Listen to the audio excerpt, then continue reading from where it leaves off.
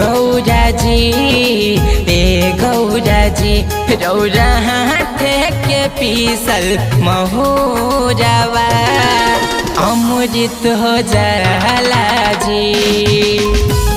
रौरा हाथ के दिहल चिलमिया अमृत हो जाला जी।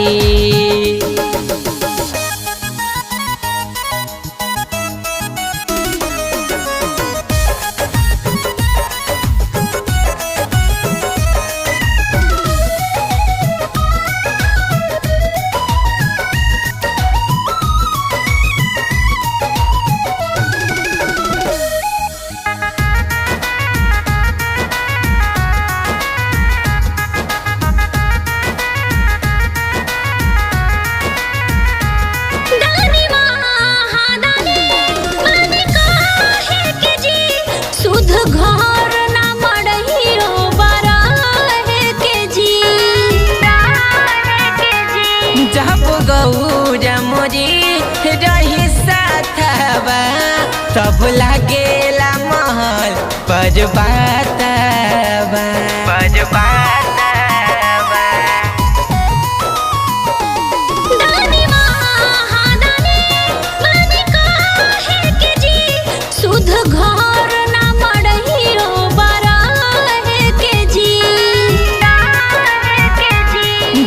गौरा मोरी रही साथवा तब लागेला महल परबातवा। का भस्म से देह न भभाला जी।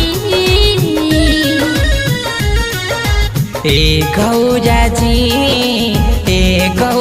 जी रौरा हाथ लगावल भभूतिया ठंडक दे जाला जी।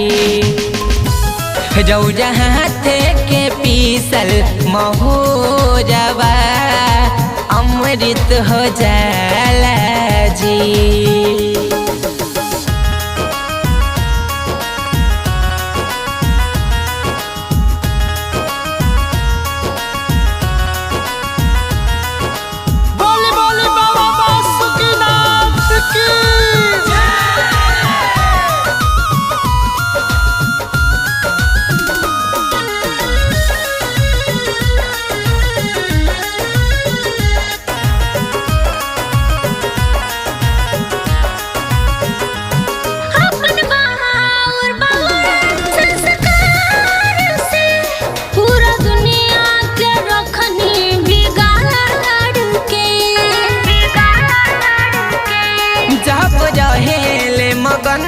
सब भगातावा तब लागे मन मोहक ई जगातावा।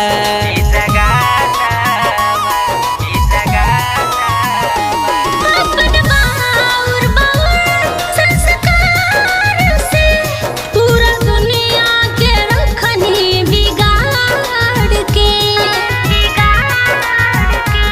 जब रहेले मगन सब भगातावा तब लागे मन मोहक ई जगातावा।